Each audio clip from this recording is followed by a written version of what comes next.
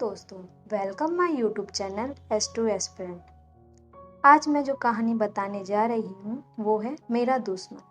मेरा दुश्मन कहानी कृष्णा बलदेव बेज जी की है। कृष्णा बलदेव जी की ये कहानी सूक्ष्म मनोवैज्ञानिक कथ्य की कहानी है। इस कहानी में मुख्य चरित्र एक ही है और उस एक चरित्र के ही दोनों पक्षों को अलग अलग चित्र में बांटा गया है। इस कहानी का नायक अपने भीतर के दो व्यक्तियों में बटा हुआ है। एक का नाम है मैं, दूसरे का नाम है वह। इस कहानी को समझने से पहले आपको सिगमंड फ्रॉइड का नियम समझना जरूरी है। सिगमंड फ्रॉइड ने मनुष्य के मन को दो नियमों के अनुसार बताया है। पहला है आकारात्मक मॉडल, दूसरा है संरचनात्मक मॉडल। आकारात्मक मॉडल में इसको तीन रूपों में विभाजित किया गया है। सबसे पहले आता है चेतन, फिर होता है अर्धचेतन और फिर अवचेतन। चेतन में ये है कि जिसका संबंध व्यक्ति की चेतना अथवा ज्ञान से होता है, चेतन मन कहलाता है। इसमें व्यक्ति जो कुछ भी कार्य करता है या कर रहा होता है उसका ज्ञान होता है। जैसे कि हम लिख रहे हैं या हम पढ़ रहे हैं। अगर हम पढ़ रहे हैं तो हमें हमारे चेतन को पता है कि हम पढ़ रहे हैं। वैसे ही अर्धचेतन का अर्थ है कि जिसमें व्यक्ति किसी ज्ञान या बात को अपनी इच्छा अनुसार या कुछ करने का प्रयास के द्वारा कभी भी याद कर सकता है। जैसे कि अलमारी में रखा किताब, जब हमें पता होता है कि हमने कौन सी चीज़ कहाँ रखी है, उस चीज़ को याद करना अर्धचेतन कहलाता है।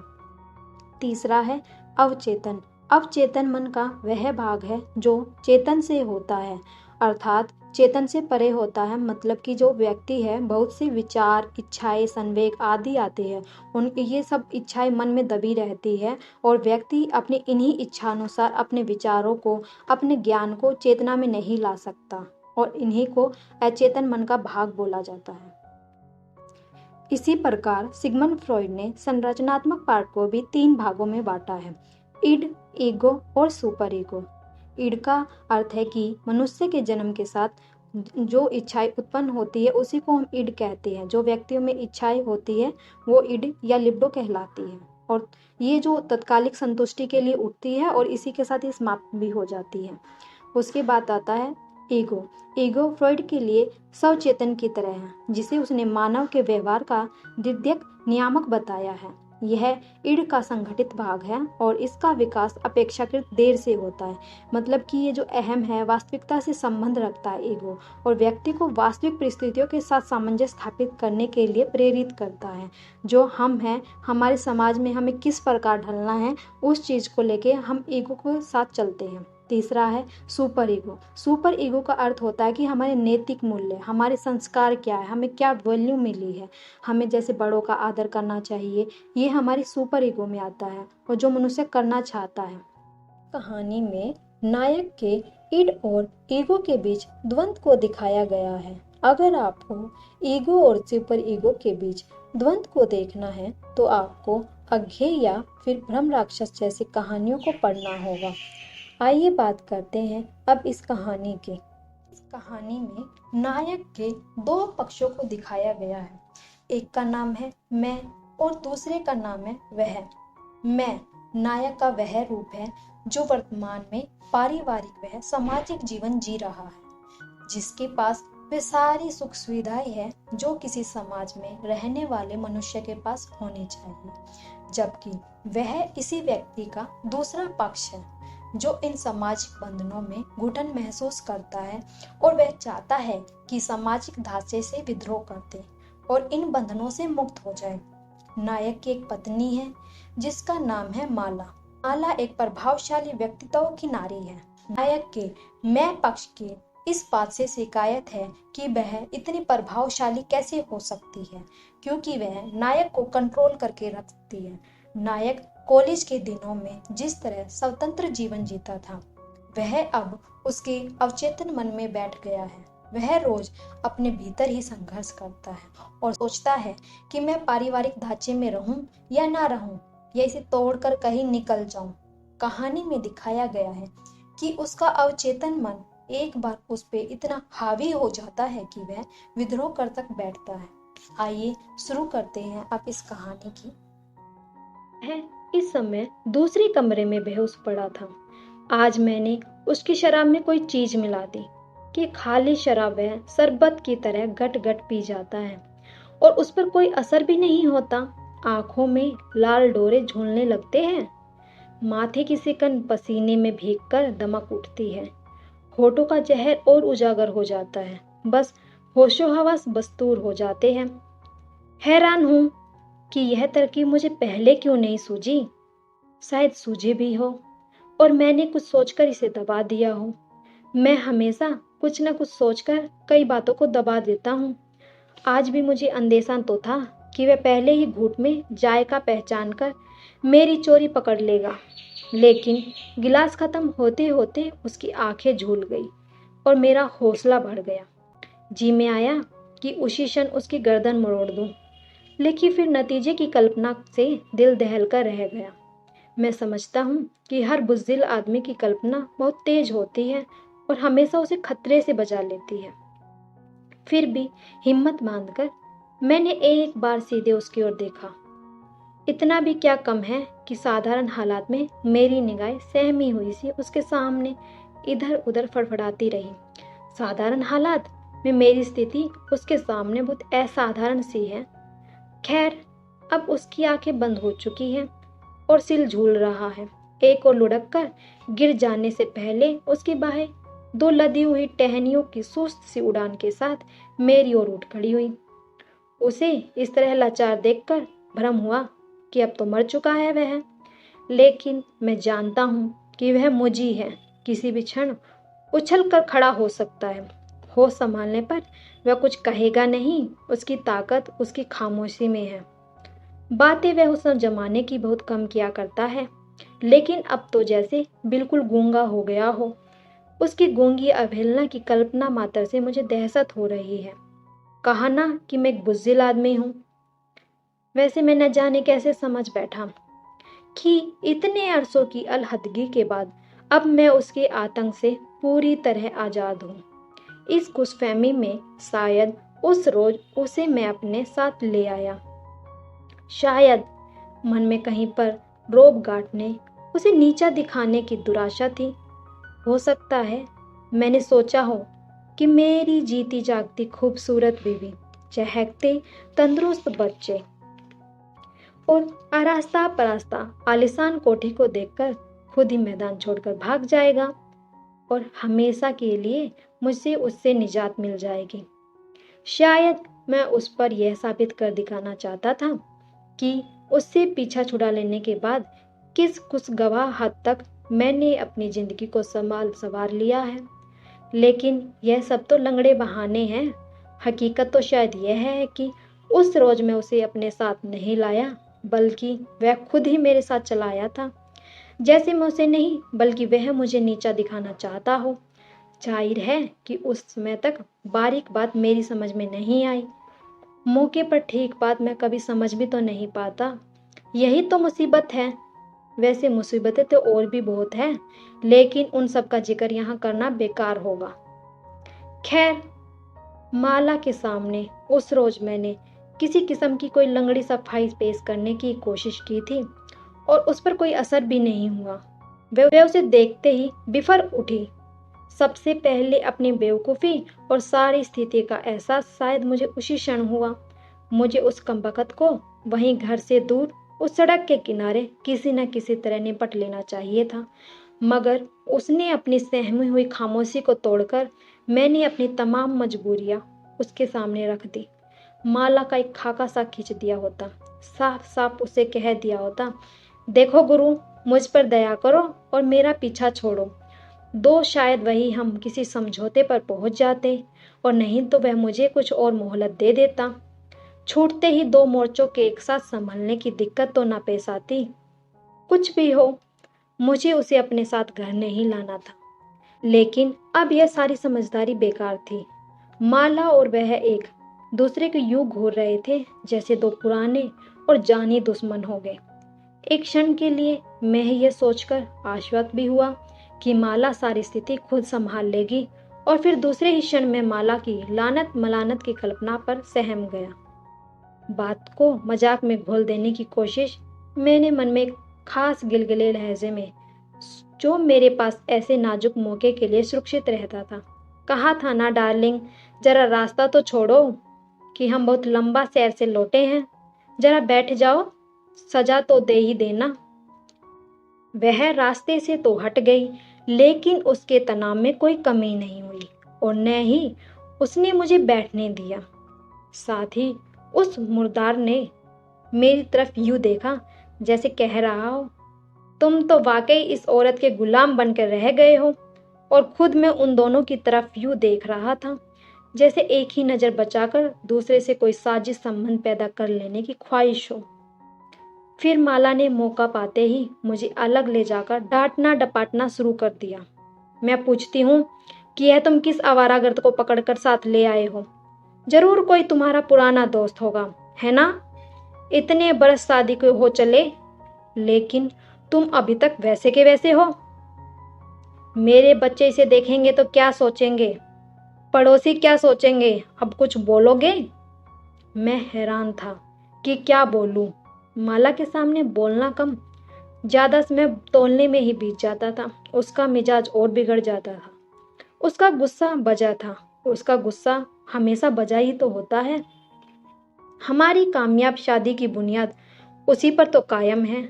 उसकी हर बात हमेशा सही होती है और मैं अपनी हर गलती को चुपचाप फौरन कबूल कर लेता हूँ। ऊपर से वह कुछ भी क्यों ना कहे, उसे मेरी फरमाबरदारी पर पूरा भरोसा है। बीच बीच में महज मुझे खुश कर देने के ख्याल से वह इस किस्म की शिकायतें जरूर कर दिया करती है। तुम्हें न जाने हर मामूली से मामूली बात पर खिलाफ डट जाने की क्या मजा आता है। मानती हूँ कि तुम मुझसे कहीं ज्यादा समझदार हो, लेकिन कभी कभी मेरी बात रखने के लिए ही सही मेरी बात मान लिया करो। मुझे उसके ये झूठे हुलाने बहुत पसंद है। उनसे ज्यादा खुश नहीं हो पाता, फिर भी वह समझती है कि उनसे मेरा भ्रम बना रहता है और मैं जानता हूँ कि बागडोर उसी के हाथ में रहती है और यह ठीक भी तो है। तो माला दांत पीसकर कह रही थी, अब कुछ बोलोगे भी? मेरे बच्चे पार्क से लौट रहे होंगे, इस मनहूस आदमी को बैठकर देखेंगे तो क्या कहेंगे? उन पर क्या असर पड़ेगा? उफ, इतना गंदा आदमी, सारा घर महक रहा है गंदगी में। बताओ ना, मैं अपने बच्चे से क्या कहूंगी? अब जाहिर है कि माला को कुछ भी नहीं बता सकता, सो मैं सिर झुकाए खड़ा रहा और मुंह उठाए उसे बहुत देर तक बरसती रही वो मुझ पर। वैसे यहाँ यह साफ कर दूं कि वे बच्चे माला अपने साथ नहीं लाई थी, वे मेरे भी उतने ही हैं जितने उसके हैं। लेकिन ऐसे मौक़ों पर हमेशा मेरे बच्चे कहकर मुझे उन्हें यूं अलग कर देती है जैसे कोई कीचड़ से लाल निकाल रहा हो। कभी कभी मुझे इस बात पर भी दुख होता है, लेकिन फिर ठंडे दिल से सोचने पर महसूस होता है कि शारीरिक सच्चाई कुछ भी हो, रूहानी तौर पर तो हमारे सभी बच्चे माला के ही हैं। उनके रंग ढंग में मेरा हिस्सा बहुत कम है और यह ठीक भी तो है ना, क्यों अगर वे मुझ पर जाते तो उन्हें भी मेरी तरह सीधा होने में न जाने कितने बरस लग जाते। मैं खुश हूँ कि उनका भविष्य खूब रोशन है और उस रोशनी में मेरा हाथ बस इतना है कि मैं उनका कानूनी और शायद जिस्मानी बाप हूँ। उनके लिए पैसा कमाता हूँ, दिलो जान से उनकी माँ की सेवा में दिन रात जुटा रहता हूँ। खैर, कुछ दूर यूं ही सिर नीचा किए खड़े रहने के बाद आखिर मैंने निहायत अजीजाना आवाज में कहना शुरू किया, अरे भाई, मैं तो उस कमबख्त को ठीक उसी तरह पहचानता भी नहीं।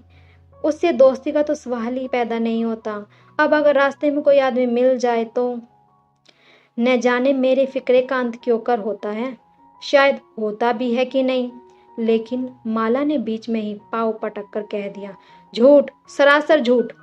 यह कहकर वह अंदर चली गई और मैं कुछ देर तक और वहीं सिर नीचे किए खड़ा रहने के बाद वापस उस कमरे में लौट आया जहां बैठा वह बीड़ी पी रहा था और मुस्कुरा रहा था जैसे सब जानता हो कि मैं किस मरहले से गुजर रहा हूँ। अब हुआ दरअसल यह है कि उस शाम माला से कुछ दूर अकेला घूम आने की इजाजत मांगकर मैं यूं ही बिना मतलब घर से बाहर निकल गया था। आम तौर पर मैं ऐसी इजाज़तें आसानी से लेता नहीं हूँ और न ही मांगने में हिम्मत कर पाता हूँ। बिना मतलब घूमना उसे बहुत बुरा लगता है। कहीं भी जाना हो किसी से भी मिलना हो, कुछ भी करना हो या ना करना हो, मतलब का साफ है और सही फैसला वह पहले से ही कर लेती है। ठीक है, ठीक ही फैसला करती है। मैं उसकी समझदारी की दाद भी देता हूँ। वैसे वैसे घर से दूर अकेला मैं किसी मतलब से भी नहीं जा पाता। माला की सोहबत भी कुछ ऐसी आदत सी पड़ गई है कि उसके बिना सब सूना सूना सा लगता है। जब वह साथ चलती है तो किसी किस्म का कोई उल जलुल विचार मन में नहीं उठ पाता। हर रोज ठोस और बामतलब दिखाई देती है। अंदर की हालत ऐसी रहती है जैसी माला के हाथों सजाया हुआ कोई कमरा हो, जिसमें हर चीज करीने सी पड़ी हुई है। बेकायदगी कोई गुंजाइश नहीं है। और जब वह साथ नहीं होती तो वही होता है जो शाम हुआ था, या फिर उसी किस्म का कोई और दूसरा हादसा, क्योंकि उससे पहले वैसी बात कभी हुई नहीं हुई थी ये याद नहीं आ रहा। तो उस शाम न जाने किस धुन में मैं घर से बहुत दूर निकल गया। आमतौर पर घर से दूर रहने पर भी मैं घर के ही बारे में सोचता रहता हूँ, इसलिए कि घर में किसी किस्म की कोई परेशानी ना हो। गाड़ी न सिर्फ चल रही है बल्कि खूब चल रही है। बागडोर जब माला जैसी औरत के हाथ में हो तो चलेगी, नहीं तो और क्या करेगी। नहीं, घर में कोई परेशानी नहीं है। अच्छी तनख्वाह है, अच्छी बीवी है, अच्छे बच्चे हैं, अच्छे बारूक दोस्त हैं। उनकी बीवियां भी खूब हट्टी खट्टी है। और अच्छा अच्छा सरकारी मकान, अच्छा खुशनुमा लोन, पास पड़ोस भी अच्छा है। महंगाई के बावजूद दोनों वक्त अच्छा खाना, अच्छा बिस्तर और अच्छा बिस्तरी जिंदगी में। मैं पूछता हूँ इसके अलावा और चाहिए भी क्या एक अच्छे इंसान को।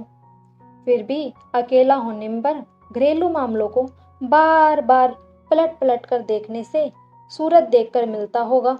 मेरा मतलब है कि वक्त अच्छी तरह से कट जाता है, ऊब नहीं होती। यह भी माला के सुप्रभाव का फल है। नहीं तो एक जमाना था कि मैं हर दम ऊब का शिकार रहा करता था। हो सकता है कि उस शाम दिमाग कुछ देर के लिए उसे गुजरे हुए जमाने की ओर भटक गया हो। कुछ भी हो, मैं घर से बहुत दूर निकल गया था। फिर अचानक वह मेरे सामने आ खड़ा हुआ। महसूस हुआ जैसे मुझे अकेला देखकर घात में बैठे हुए किसी खतरनाक अजनबी ने रास्ता रोक लिया हो। मैं ठिठक कर रुक गया। उसकी सूती हुई आंखें से फिसलकर मेरी निगाहें उसकी मुस्कुराहट पर जा टिकी, जहां अब उसके साथ बिताए हुए सारे गर्द आलदू जमाने की टिमटिमाती हुई झलक दिखाई दे रही है। महसूस हो रहा है कि बरसों तक रुपोश रहने के बाद मुझे पकड़कर किसी के सामने पेश कर दिया गया हो। मेरा सिर इस पेशी के ख्याल से दबक कर झुक गया था। कुछ याद कितनी देर का है, कुछ या शायद कितनी ही देर हम सड़क के उस नंगे और आवारा अंधेरे में एक दूसरे से रूबरू खड़े रहे। अगर कोई तीसरा उसे मैं देख रहा होता तो शायद समझता कि हम किसी लाश के सिरहाने खड़े कोई प्रार्थना कर रहे हैं या एक दूसरे से झपट पड़ने से पहले किसी मंत्र का जाप कर रहे हैं। वैसे यह सच है कि उसे पहचानते ही मैंने माला को याद करना शुरू कर दिया था कि हर संकट में मैं हमेशा उसी का नाम लेता हूँ। साथ ही वहां से दुम दबाकर भागने की ख्वाहिश भी मन में उठती रही। उड़ती हुई सी तमन्ना यह भी हुई कि वापस घर न लौटने की बजाय चुपचाप उस कमबख्त के साथ हो लूं, जहां वह ले जाना चाहे चला जाऊं और माला को खबर तक ना हो। इस विचार पर तब भी बहुत चौंका था और अभी तक हैरान हूं, क्योंकि आखिर उसी से पीछा छुड़ाने के लिए तो मैंने माला की गोद में पनाह ली थी। आज से पहले कुछ बरस पहले मैंने उसके खिलाफ बगावत न की होती, लेकिन उस भागने की बगावत का नाम देकर मैं अपने आप को धोखा दे रहा हूँ। मैंने सोचा और मेरा मुंह शर्म के मारे जल उठा, और मेरा मुंह अक्सर इस आग में जलता रहता है। उस हरामजादे ने जरूर मेरी सारी परेशानियों को भांप लिया होगा। उससे मेरी कोई कमजोरी छिपी नहीं और उसे भागकर माला की गोद में पनाह लेने की एक बड़ी वजह यही थी। उसकी हंसी में मुझे सूखे पत्ते की बेबतनाक खड़खड़ाहट सुनाई दी और उस खड़खड़ाहट में उसके साए में गुजरे हुए जमाने की बेशुमार यादें आपस में टकरा रही थी। बड़ी मुश्किल से आंखें उठाकर उसकी ओर देखा। उसका हाथ मेरी तरफ बढ़ा हुआ था। मैं बिदक कर 2 कदम पीछे हट गया और उसकी हंसी और ऊंची हो गई। कसे हुए दांतों से मैंने उसकी आंखों का सामना किया। अपना हाथ उसके खुरदरे हाथ में देते हुए उसकी सांसों की बदबूदार हरारत अपने चेहरे पर झूलते हुए मैंने महसूस किया जैसे इतनी मुद्दत आजाद रहने के बाद फिर अपने आप को उसके हवाले कर दिया। अजीब बात है, इस एहसास से जितनी तकलीफ मुझे होनी चाहिए उतनी नहीं हुई। शायद हर भगोड़ा मुजरिम दिल से यही चाहता है कि उसे कोई पकड़ ले। घर पहुंचने तक कोई बात नहीं हुई। अपनी अपनी खामोशी में लिपटे हुए हम धीमे धीमे चल रहे थे, जैसे कंधे पर कोई लाश उठाए हुए। जब माला की डांट डपट सुनकर मैं जब मुंह बनाए वापस बैठक में लौटा तो बज्जात मजे में बैठा बीड़ी पी रहा था। एक क्षण के लिए मुझे भ्रम हुआ जैसे वह कमरा उसी का हो। फिर कुछ संभल कर उससे नजरें मिलाए बिना मैंने कमरे की सारी खिड़कियां खोल दी, पंखे को और तेज कर दिया, एक झुंझलाई हुई ठोकर से उसके जूतों को सोफे के नीचे धकेल दिया। नहीं चाहता तो चलाना ही चाहता था कि उसकी फटी हुई हंसी सुनाई दी और मैं बेबस हो गया। उससे दूर हटकर चुपचाप बैठ गया। जी में आया कि हाथ बांधकर उसके सामने खड़ा हो जाऊं, सारी हकीकत सुनाकर कह दूं, देखो दोस्त, अब मेरी हालत पे रहम करो और माला के आने से पहले चुपचाप यहाँ से चले जाओ, वरना नतीजा बहुत बुरा होगा। लेकिन मन कुछ कहा नहीं सका। कहा भी होता तो सिवाय एक और जहरीली हंसी के उसने मेरी अपील का कोई जवाब न दिया होता। वह बहुत जालिम है, हर बात की तह तक पहुंचने का कायल और भावुकता से उसे सख्त नफरत है। उस कमरे का जायजा लेते लेते मेरे मन में दबी निगाहें उसकी ओर देखना शुरू कर दिया। टांगे समेटे हुए सोफे पर बैठा हुआ एक जानवर सा दिखाई दे रहा था। उसकी हालत बहुत खस्ता दिखाई दी, लेकिन उसकी शकल अभी भी मुझसे कुछ न कुछ मिलती है। इस विचारों से मुझे कोफत भी हुई और एक अजीब किस्म की खुशी भी महसूस हुई। एक जमाना था जब वही एकमात्र मेरा आदर्श हुआ करता था, जब हम दोनों घंटों एक साथ घूमा करते थे, जब हमने बार बार कई नौकरियों के एक साथ इस्तीफे दिए थे, कुछ एक के साथ निकल गए थे, जब हमने अपने आप को तमाम लोगों से बेहतर और ऊंचा समझते हुए जो पिटी पिटाई लकीरों हुए अपनी सारी जिंदगी एक बदनुमा और रिवायती घरौंदे की तामीर में बर्बाद कर देते थे, जिनके दिमाग हमेशा उस घरौंदे की 4 दीवारी में कैद रहते थे, जिनके दिल सिर्फ अपने बच्चों की किलकारियों पर ही झूमते थे, जिनकी बेवकूफ बीबियां दिन रात उन्हें तिगनी का नाच नचाती थी और जिन्हें अपनी सफेद पोशी के अलावा और किसी बात का कोई गम भी नहीं होता था। कुछ देर मैं उस जमाने की याद में डूबा रहा। महसूस हुआ जैसे वह फिर उसी दुनिया से एक पैगाम लाया हो, फिर मुझे उन्हीं रोमानी वीरानों में भटका देने की कोशिश करना चाहता हूँ, जिनसे भागकर मैंने अपने लिए एक फूलों की सेज सवार ली थी, जिस पर माला करीब हर रात मुझसे मेरी फरमाबदारी का सबूत तलब किया करती थी और जहां मैं बहुत सुखी हूँ। मैं मुस्कुरा रहा था जैसे उसने मेरे अंदर झांक लिया हो। उसे इस तरह आसानी से अपने ऊपर काबिज होता देख मैंने बात बदलने के लिए कहा, कितने रोज यहाँ ठहरोगे? उसकी हंसी एक बार फिर हमारे घर की सजी सवरी फिजा दहल गई और मुझे खतरा हुआ कि माला उसी दम वहां पहुंचकर उसका मुंह नोच लेगी। लेकिन यह खतरा इस बात का गवाह है कि इतनी बरसों की दास्ता के बावजूद मैं अभी तक माला को पहचान नहीं पाया हूँ। थोड़ी देर वह बहुत खूबसूरत साड़ी पहने मुस्कुराती इठलाती हुई हमारे सामने आ खड़ी हुई, हाथ जोड़कर बड़े दिलफरेब अंदाज में नमस्कार करती हुई बोली, आप बहुत थके हुए दिखाई देते हो, मैंने गर्म पानी रखवा दिया है, आप वॉश कर लें तो कुछ पीकर ताजम हो जाए, खाना तो हम लोग देर से ही खाएंगे। मैं बहुत खुश हूँ, अब माला ने अपने हाथ में ले लिया मोर्चा और अब मैं यूं ही परेशान हो रहा हूँ। मन हुआ कि उठकर माला को चूम लूं, फिर कनखियों से उस हरामजादे की तरफ देखा। वह वाकई सहमा हुआ सा दिखाई दिया। मैंने सोचा, अब अगर वह खुद ब खुद इतना भाग उठे तो मैं समझूंगा कि माला की सारी समझदारी, सीख और रंग रूप बेकार है। कितना लुत्फ आए अगर वह कमबख्त भी भाग खड़ा होने के बजाय माला के दाव में फंस जाए और फिर मैं उससे पूछूं, आप बता साले, अब बात समझ में आई? मैंने आंखें बंद कर ली और एक उसे माला के इर्द गिर्द नाचते हुए देखा।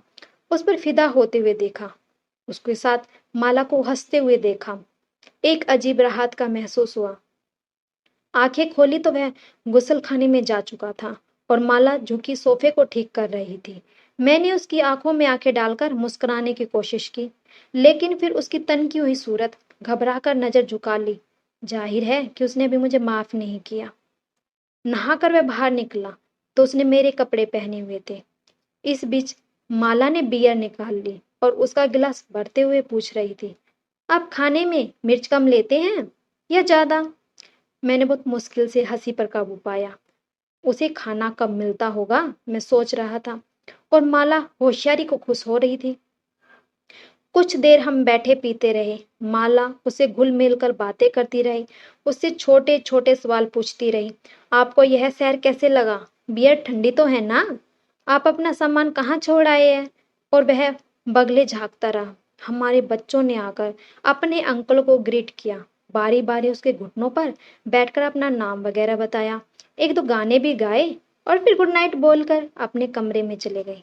माला की मीठी बातें यूं लग रही थी जैसे हमारे अपने ही हल्के का कोई बेतकल्लुफ़ दोस्त कुछ दिनों के लिए हमारे पास आ गया हो और उसकी बड़ी सी गाड़ी हमारे दरवाजे के बाहर खड़ी हो। मैं बहुत खुश था जब माला खाना लगाने के लिए बाहर गई। तो उस शाम पहली बार मैंने बेधड़क उस कमीने की तरफ देखा। वह 3-4 गिलास बियर पी चुका था और उसके चेहरे की जर्दी कुछ कम हो चुकी थी।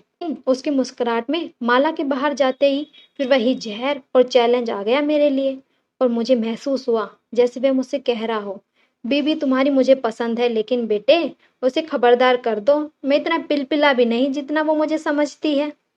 एक क्षण के लिए मेरा जोश कुछ ढीला पड़ गया। लगा जैसे बात इतनी आसानी से सुलझने वाली नहीं है। याद आया कि खूबसूरत और शौक औरतें उस जमाने भी उस बहुत पसंद थी, लेकिन उनका जादू देर तक रहता नहीं था। फिर भी मैंने सोचा बात अब मेरे हाथ से निकल गई और सिवाय इंतजार के मैं कुछ नहीं कर सकता।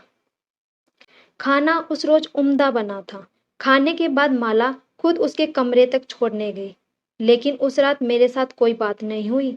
ना मैंने कोई हंसी मजाक किया और ना मैंने बोला, नहा धोकर वह काफी अच्छा लग रहा था, क्यों ना? बहुत छेड़छाड़ की, कई कोशिशें की कि सुलहनामा हो जाए माला के साथ, लेकिन उसने मुझसे अपने पास फटकने नहीं दिया।